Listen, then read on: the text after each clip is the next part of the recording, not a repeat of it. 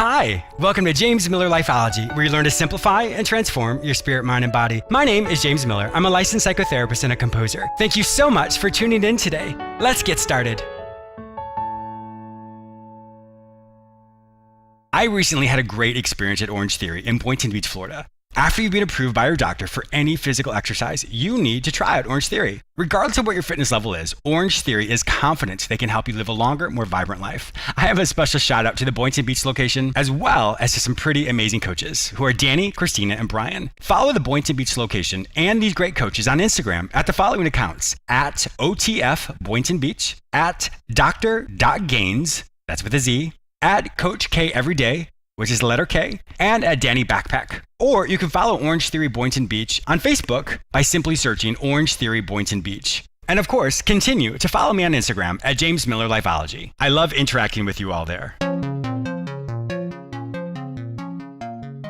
I have a great show for you today. I'm going to help you find acceptance after loss. I'll also be interviewing powerlifter and motivational speaker Chris Ruden. He shares his inspirational story of being born with a congenital birth defect, but through hard work and dedication, he turned what could have been a stumbling block and created a stepping stone. For more information about Chris, please visit chrisruden.com or follow him on Instagram at Chris Ruden. That's Ruden.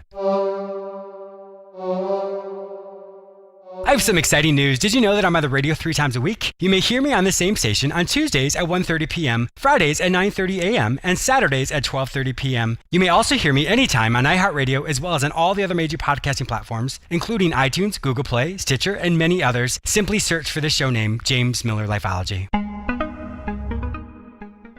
Are you struggling today to find your purpose? Has mediocrity set in and you can't imagine doing the same thing for the rest of your life? Are your relationships struggling or you aren't sure how to make long-lasting changes in your life? Then today, contact me, James Miller. I will help you recognize the areas in your life that are going really well, and then we'll look at the areas in which you are struggling. We will create actionable solutions to help you create long-lasting changes in your life. You don't have to do this alone. Go to my website, jamesmillerlifeology.com, and click on the page Work with James. Fill out the form and it will be sent directly to me. Don't let another day go by without finding your way. Your change can start today. Once again, go to my website, jamesmillerlifeology.com, and click on the page Work with James. Fill out that form to get started today. Acceptance after loss. Life happens to all of us. In my field, we have a fancy term that's called radical acceptance. Radical acceptance basically means you create a snapshot of your life right this minute, and you accept the facts as they are. You remove the emotion from it, but you create the facts of your life at this moment. At the end of this interview, you're going to hear me speak a little bit about this with my guest, but I wanted to create a segment around this because I think it's really important for each one of us to understand how to move beyond what was versus what is. Each one of us has experienced extreme loss before. That can be through heartache, that can be from the loss of a job, health issues, bankruptcy, the loss of someone. We've all experienced something in our life. And after the appropriate time of grieving, it's important to then accept the facts as they are. One thing I really want us to understand is if something traumatic has happened in our life, it doesn't mean that if someone did something to us, that we say it's okay that they did this. It causes them not to take responsibility or minimizes the situation in any way. It's just simply taking stock of your life right this minute. The difference is when people unfortunately get caught up in everything that they've lost, their future looks very bleak. They think of all the things they could do or all the things they've experienced in their past, and that's what they focus on. With radical acceptance, you focus on the facts as they are, and then what do you do with those facts? Many times people can focus on the way the situation currently is, but they don't focus on what they can do, they focus on what they lost. And once again, there's an appropriate time of grieving, but after the grief has passed, now what do you do?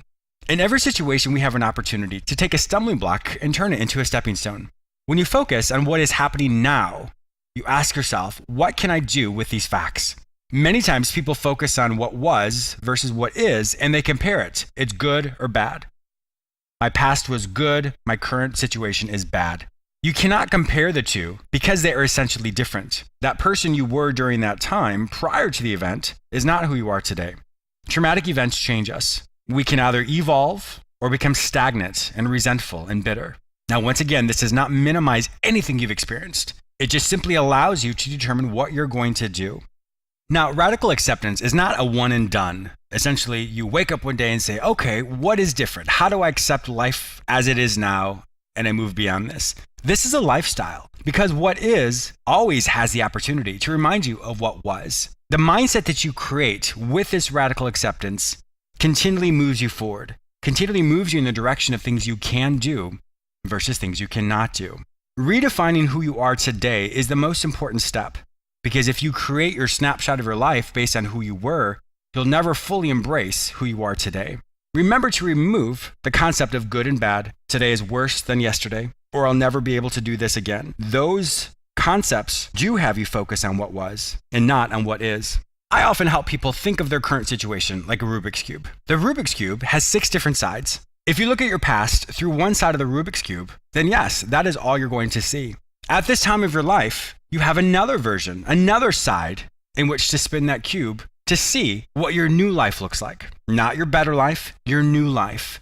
A question to ask yourself anytime you go through trauma and after the grieving process has ended is, what are you learning about yourself? What have you learned about yourself? Did you realize you had resilience? Did you realize you have tenacity? Did you realize that you have the will to live, even though perhaps you didn't think you could or wanted to? Did you realize that you overcame adversity? Did you realize that you have more strength than you thought? On the other side of your experience, with continual radical acceptance, your story is going to help someone else move beyond their trauma, their event, their loss. So I really want to encourage you that regardless of where you were versus where you are today, do not compare those two. They will always be different. Different is not good or bad. It's just simply different. What was will never be, but what will be is what you decide it will be. Did you know I have a YouTube channel? That's actually how Lifeology started. I have well over 155 episodes that I've created specifically for you. I do know that many people struggle with listening to a full 30-minute show. So these episodes are about 3 minutes long. Each episode will give you a practical tool or technique that you can practice daily to help you simplify and transform your spirit, mind, and body. Simply go to my website, jamesmillerlifeology.com, or go to YouTube and search for my name, James Miller Lifeology. My guest today is Chris Ruden, who was born with a congenital birth defect that manifested in a short arm and only 2 fingers on one hand.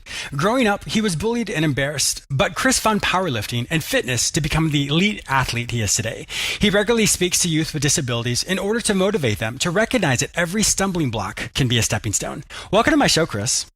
Thank you for having me. I really appreciate it. I am looking forward to this interview. You have so many amazing things that you've overcome and so many things you've done. So I know you're definitely going to inspire my listeners today. Now, born with a congenital birth defect, that is, obviously there's a difference if someone's diagnosed with something later on in life, but you started out in life as society or people perceiving you a certain way. Can you walk us through that? What was growing up like for you?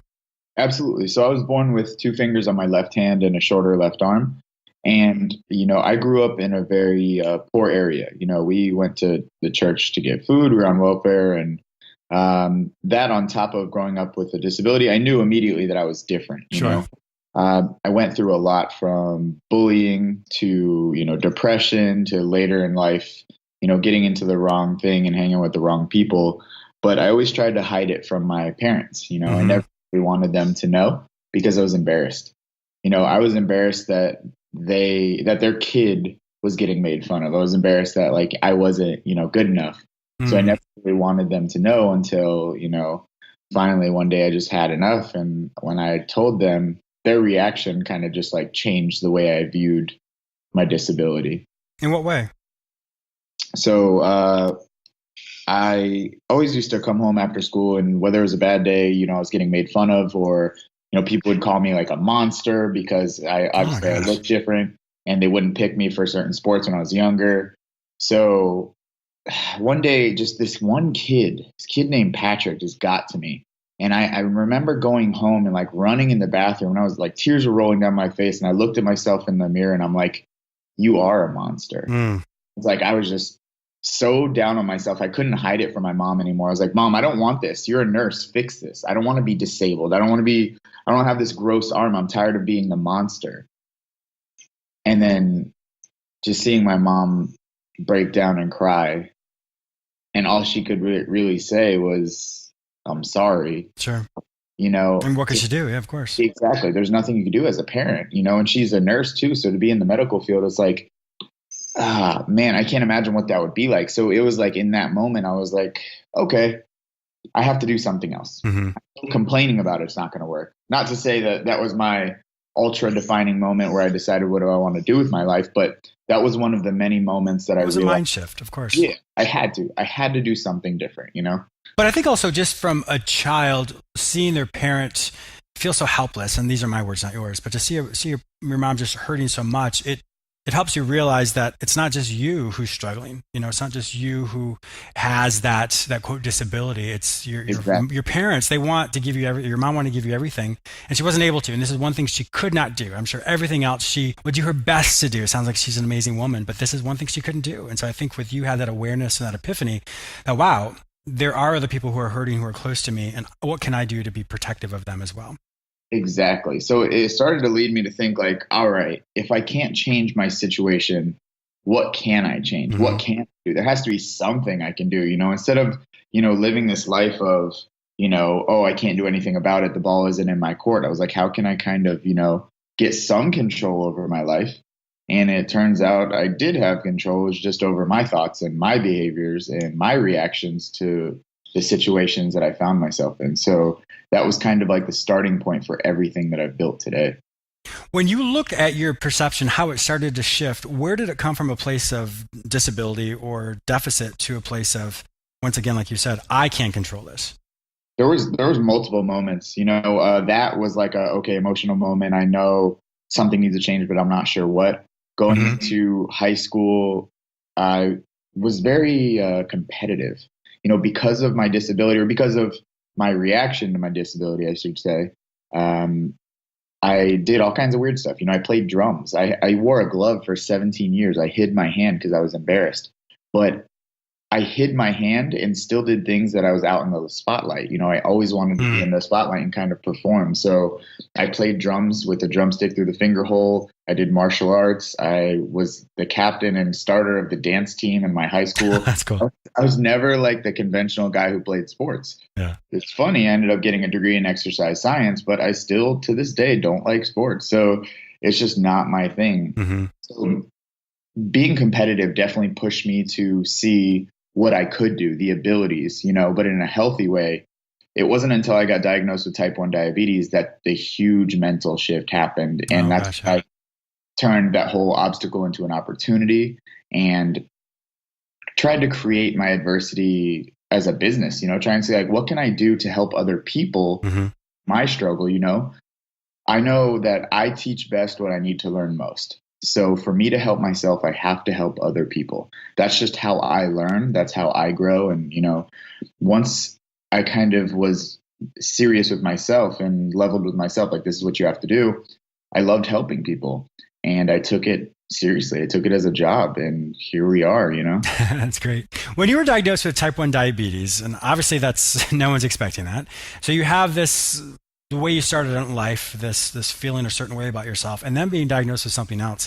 How was that for you? I honestly think the only reason I was able to deal with, you know, getting diagnosed with a lifelong Mm-hmm. condition, you know, and a lifelong autoimmune disease, it was because I had been battling the mental struggle of living with the disability. And I had finally learned how to kind of be okay with myself. I still hid my hand, Sure. but I was okay with myself. You know, before I really was not okay with any part of myself. Mm-hmm. And at this point, you know, I was doing a lot better. So when the diabetes came and I was like, okay, you got to do the best with what you got where you're at. I read that quote somewhere and I'm like, okay, what can I do with this? How can I use this as momentum? You know, at the time I was studying law in college. I wanted to be a lawyer mostly because I just like to argue with people. And I think that's not a good reason to be a lawyer. That's There's a funny. lot more than that. Now, if that was the job description, I 100% would be amazing at it. But um, seriously, I ended up deciding to switch to exercise science because at the time that was my biggest goal. You know, I Mm-hmm. conquered dancing and drums and all this other stuff, but bodybuilding and lifting, I was told by so many people I couldn't just because I wasn't symmetrical, and symmetry is what they judge on. Sure. So I was like, okay, I'm stubborn, I'm competitive, I'm going to take that as a challenge. I got into exercise and I was like, maybe I could start, you know, working with other people with exercise because that whole teach best what you need to learn Mm-hmm. most. Mm-hmm. I ended up finding a client. Well, they found me, an 11-year-old with cerebral palsy. Oh wow. Mom reached out to me and she's like, I think you would inspire him. And at this point, I'm like, inspire. I'm like, I'm the one who needs inspiration, you know? Sure. But she's like, I think you would inspire him and you could really help him. And I would love for you to work with my son. I was like, let me give it a shot. I went out and bought a bunch of equipment and I went over to her house and me and this kid, David, connected like on it's amazing. a crazy level. Like I worked with him every single week for 6 months and we had so much fun. And this kid taught me more about life than I ever learned on any TED Talk or podcast. Kids were making fun of him because he could barely walk, you know, and kids were making fun of him at school. And he told me that. I'm ready to rip their throats out. I'm of course, I am too right now hearing the story. Right now, like I'll go, you know, I can train you from jail. We're good. And before I could get mad, he stopped me and he was like, but it's okay, Chris. They don't tell me who I am. And I was like, what? Oh my gosh, this 11-year-old just taught you this huge lesson. Exactly. I'm like, I just learned the lesson he talked about last year. And I worked with him 8 years ago. You get what I'm saying? That's amazing. Wow. Months after working with this kid, he ended up running on the beach for the first time. Oh, that's amazing. Wow. So exercise, fitness, working with people was my goal. I was on the right path, diabetes. Now I'm in exercise science. Now my whole business is based on exercise. Boom. Things were starting to move, you know, and that's when I really started to feel like, okay, maybe I can do a little bit more with my life than just be that disabled kid. Yeah. And you transitioned into multiple things. I mean, we're going to talk in just a few minutes about, I know you're on the NBC Titan Games, which is an amazing show. But you also now have a prosthetic. Walk us through that. So after getting into exercise science and all that, I ended up starting competing in powerlifting because I found out I was strong, but I wasn't big enough to do bodybuilding yet. I did my first powerlifting meet and I won. And then congratulations. 7 meets after that. And then I broke 4 state records and 1 unofficial world record for the strongest disabled diabetic powerlifter in the world. So I was like, okay, I like powerlifting. Powerlifting is good. I like lifting heavy weight. This is fun. But at the time I was still hiding my hand. You know, it wasn't until I got a prosthetic arm that I took my glove off. I hid my hand from my girlfriend, from my friends. It wasn't until November of 2018 that I finally took my glove off after 17 years of wearing it. How was that for you? That moment was insane. And of course, I do everything on such a ridiculous scale. I was like, let me just make a video of me taking my glove off and post it to the internet because I'm scared for one person to see. Let's let a bunch of people see. And by a bunch of people, that video went so viral, I hit 2.8 million views. Oh my gosh. Wow. At this point, you know, it was a little bigger than, you know, just showing one person. So it made it easy for me to, you know, kind of be open. Well, because people were celebrating it. They weren't seeing it as a deficit. They were seeing this as a milestone. So I think just that reframe for you, that support you got from all those views and all those people saying those great things, it also solidified what that meant for you. It was absolutely insane. These people were messaging me. I've been hiding my disability from my wife for 20 years. I'm like, the messages I got from support it was crazy, you know? Wow. So the prosthetic arm helped me a lot with the mental stigma of being okay with myself and being disabled. Some people are outright really cool with it. Some people aren't. And as a guy, we struggle with the stigma of, oh, you're not supposed to be self-conscious. You know, you're not supposed to have any emotions. You're not supposed to do anything like that. You're just strong, you know? No, we're allowed to. We're human, you know? And that prosthetic helped me with that huge mental hurdle. Not to mention, I started developing carpal tunnel on my right hand, which is just from overuse, only having one hand. So the prosthetic helps me with a lot of daily life functions, and it looks super, super cool. I know it does. I saw the pictures of it. I was like, that's really cool. You look like a superhero. Exactly. So, which led me to what I'm doing today. Now I travel the country and the world, speaking to kids, kids and adults, whether they have disability, diabetes, or even at conferences and sales meetings about overcoming adversity and my message, which is limitations are self-imposed. Yes. Which is very true. I mean, everybody has some type of, I don't want to use the word deficit, but there's something in each of our lives that is a stumbling block. And so many times we don't realize that, well, for one, we haven't identified that it is a stumbling block. We just allow life to just treat us a certain way. We push it to the side. Yeah. And we kind of decide that you can't do anything about it, but that's our decision to lie to ourselves, you know? Yes. People come up to me all the time and they say, oh man, I would love to help people. I'd love to do what you do, but my story isn't as cool as yours. I'm like, listen, every single person listening to this podcast right now, including you, has the same story as I do. Certainly. You went through some crap, you got over some crap, and more crap's coming. If Yeah. you can package that in a way that can tell someone how to help, themselves get better, you're going to make a huge impact. And it's the whole aspect as well as if you've overcome something before, the situation today may be different, but the mindset and The the concept. feelings that you experienced Yeah. then, you've are now currently feeling them. So if you did it before, you can do it again. And I think so many times people don't realize there's so much data in each person's past, which Yeah. gives us so much fuel to overcome what we're currently facing today. It's crazy. If you think about what's the hardest thing you've ever had to go through in your life, and you're here now, you did it, you made it, you won. Yes. You You weren't took another defeated. breath. Yes. Exactly. You're here. Even if it didn't go the way you wanted it to, you're still here. So if you can get through that, I promise you can get through everything else. I like to teach people that every situation in our life is like a jigsaw puzzle piece. And when you continually look at your life, because there are many things that just don't make sense, it will never make sense and we'll never know why.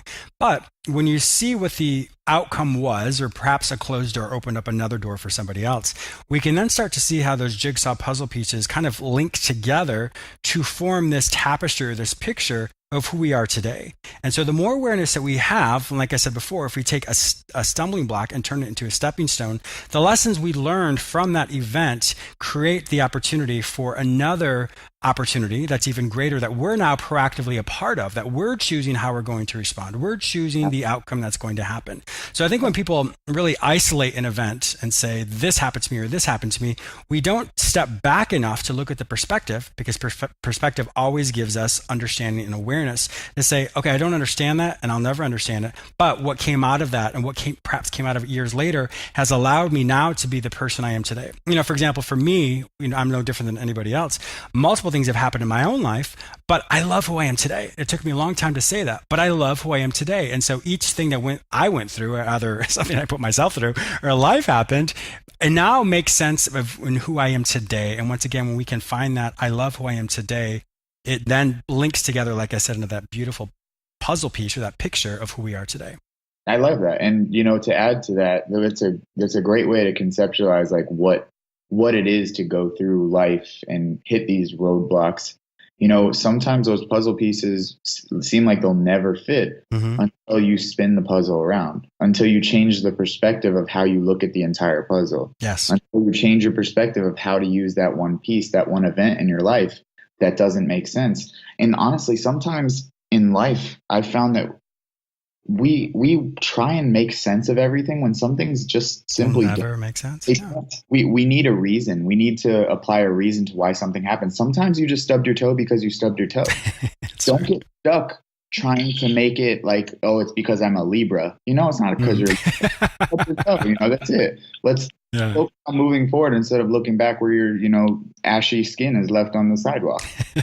Yeah, I think it also goes back to this place of we many times will conceptualize the outcome of an event as there's something wrong with us. There's a deficit within us. I'm not attractive. To a story that has zero emotion. Yes, exactly. And so when we create it that we're the fault or the reason why, then it creates, like you said earlier, that limiting belief.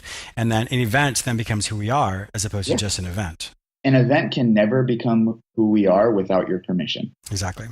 Something I do want to add, though, that I actually got, it was really weird. It was the first time that ever happened. I got backlash on something I was talking about changing your perspective as a person with a disability. And someone's like, no amount of positivity will ever give me my leg back or give me my arm back. Let me clarify. No amount of positivity or most likely medication will give you your leg or your arm back or make your condition better. We can learn to treat it, but I don't think positivity cures anything, but I do think it treats a bad mindset. And that's the main thing we have to live off of, not our body, but the way we think, and I want to clarify that. Yeah. And I think that's a great clarification. Let me piggyback off that as well, is when we compare what was versus what is, it's always going to be, quote, less than, because when we get stuck in perhaps for this example, the mobility of something, for someone to lose their mobility, yes, that's not going to be better. It's going to be different. So we have to remove what was and keep that separate because it will never be today. So now we have to take the new framework to say, okay, what can I do, or what is, as opposed to what was. When we have that grief, we get lost in that. And that's when people compare. And that's where that quote positivity will never fix it. Well, we're not trying to fix it. We're looking at what is. I am not a positivity hippie. Like if the building is on fire, I'm not going to stand in there and chant myself out of the building. I'm going to run out. I'm not dumb.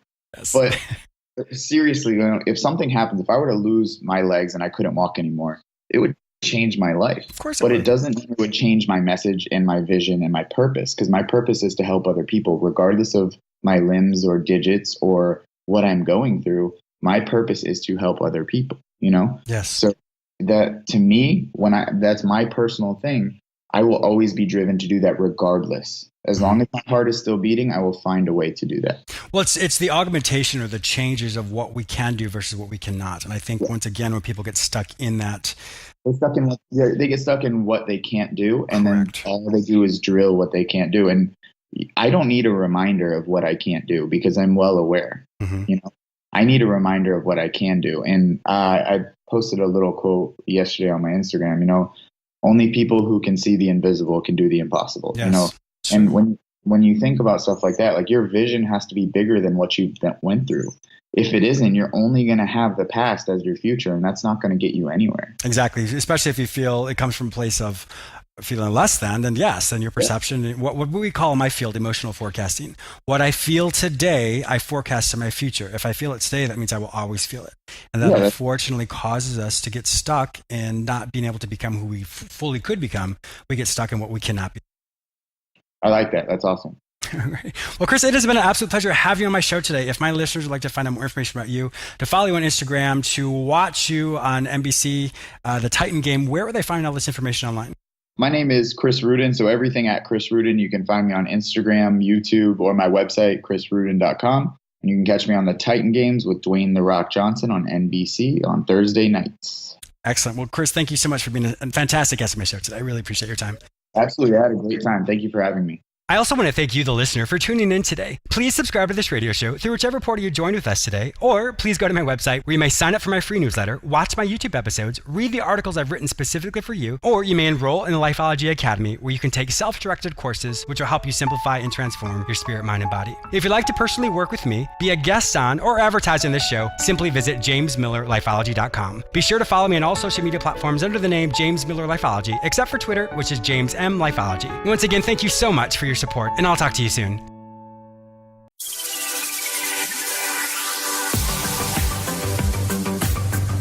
AM/FM 247, the best in talk and music all day and every day.